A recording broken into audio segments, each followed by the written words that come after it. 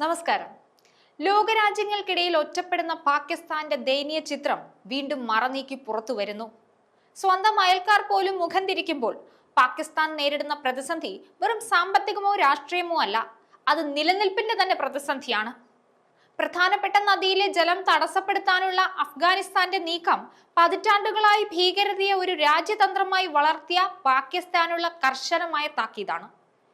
ഇന്ത്യയുമായി നിരന്തര ശത്രുത പുലർത്താൻ മാത്രം ശ്രദ്ധിച്ച ഒരു ഭരണകൂടം സ്വന്തം ജനതയ്ക്ക് വേണ്ടി ഒന്നും ചെയ്തില്ല എന്നതിന്റെ വ്യക്തമായ തെളിവാണ് ഇന്നത്തെ പാകിസ്ഥാൻ. ഈ മേഖലയിൽ ഇന്ത്യയുടെ വളർച്ചയും പാകിസ്ഥാന്റെ തളർച്ചയും ലോകത്തിന് തന്നെ വലിയൊരു പാഠമാണ്. പാകിസ്ഥാന്റെ വെള്ളം കൂടി മുട്ടിക്കാനുള്ള നീക്കവുമായി അഫ്ഗാനിസ്ഥാനും മുന്നോട്ട് പോവുകയാണ്. അഫ്ഗാനിസ്ഥാനിൽ ഉത്ഭവിച്ച് പാകിസ്ഥാനിലേക്ക് ഒഴുകുന്ന കുനാർ നദിയിലെ അണക്കെട്ട് നിർമ്മിക്കാനാണ് അഫ്ഗാന്റെ ശ്രമം. താലിബാൻ പരമോന്നത നേതാവ് മൗലവി ഹിബ്ബത്തുള്ളയാണ് അണക്കെട്ട് നിർമ്മാണം സംബന്ധിച്ച പ്രഖ്യാപനം നടത്തിയത്. പാക് അഫ്ഗാൻ സംഘർഷം രൂക്ഷമായ സാഹചര്യത്തിലാണ് താലിബാന്റെ ഈ നിർണായക നീക്കം. പെഹൽഗാം ആക്രമണത്തിന് പിന്നാലെ സിന്ധു നദീജല കരാർ ഇന്ത്യ മരവിപ്പിച്ചതോടെ കടുത്ത ജലക്ഷാമത്തിലൂടെയാണ് പാകിസ്ഥാൻ ഇപ്പോൾ കടന്നുപോകുന്നത്. ലോകത്തിലെ തന്നെ ഏറ്റവും വിജയകരമായ ജലപങ്കിടൽ കരാറുകളിൽ ഒന്നായ സിന്ധു നദീജല കരാർ ഇന്ത്യ മരവിപ്പിച്ചത് പാകിസ്ഥാന്റെ കയ്യിലിരിപ്പൊന്നുകൊണ്ട് മാത്രമാണ്. 1960 സെപ്റ്റംബർ 19 ഇന്ത്യയും പാകിസ്ഥാനും തമ്മിൽ ഈ കരാർ ഒപ്പുവെച്ചത്. ലോകബാങ്കിന്റെ മധ്യസ്ഥതയിലാണ് ഈ ഉടമ്പടി തയ്യാറാക്കിയത്. സിന്ധു നദീ സംവിധാനത്തിലെ 6 നദികളിലെ വെള്ളം ഇന്ത്യക്കും പാകിസ്ഥാനും വിഭജിച്ച് നൽകുന്നതാണ് കരാർ. 9 വർഷം നീണ്ട ചർച്ചകൾക്ക് ശേഷം ഇന്ത്യയുടെ ആദ്യത്തെ പ്രധാനമന്ത്രി ജവഹർലാൽ നെഹ്റുവും പാകിസ്ഥാൻ പ്രസിഡന്റ് അയൂബ് ഖാനുമാണ് കരാറിൽ ഒപ്പുവെച്ചത്. പാകിസ്ഥാനിലെ ഏകദേശം 80% ജലവിതരണവും സിന്ധു നദിയെയും അതിൽ നിന്നുള്ള മറ്റു പോഷക നദികളെയും ആശ്രയിച്ചാണുള്ളത്. അഫ്ഗാനിസ്ഥാൻ കൂടി പാകിസ്ഥാന്റെ വെള്ളം കൂടി മുട്ടിക്കുന്നതിലൂടെ പാക്കികളുടെ കാര്യം തീരുമാനമാകും.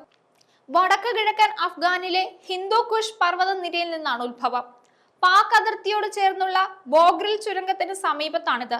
പാകിസ്ഥാന്റെ ഖൈബർ പഖ്തൂൺഖ പ്രവിശ്യയിലെ കൃഷിയിടങ്ങളിലേക്കും മറ്റ് ആവശ്യങ്ങൾക്കും ഈ നദിയിലെ ജലമാണ് ഉപയോഗിക്കുന്നത്. ഇത് പാകിസ്ഥാനിലെ കൃഷിയിലും ജലജീവിതത്തിലും ഏറെ പ്രത്യാഘാതങ്ങൾ ഉണ്ടാക്കും. പാകിസ്ഥാന്റെ ജലസ്രോതസ്സുകൾ പൂർണ്ണമായി അടയ്ക്കുന്നതിന് തുല്യമായിരിക്കും ഇതെന്നാണ് വിദഗ്ധർ ചൂണ്ടിക്കാണിക്കുന്നത്. എന്തായാലും പാകിസ്ഥാനും അഫ്ഗാനിസ്ഥാനും ഇടയിൽ ഔപചാരികമായി ഉഭയകക്ഷി ജലപങ്കിടൽ കരാർ നിലവിലില്ല. അതിനാൽ അണക്കെട്ട് നിർമ്മാണത്തെ ചോദ്യം ചെയ്യാനും പാകിസ്ഥാന് കഴിയില്ല. പാകിസ്ഥാനുമായുള്ള ഏറ്റുമുട്ടലിനെ തുടർന്നാണ് അണക്കെട്ട് നിർമ്മാണവുമായി അഫ്ഗാൻ മുന്നോട്ട് പോകുന്നതെങ്കിലും അക്കാര്യം അവർ പുറത്തു പറയുന്നില്ല.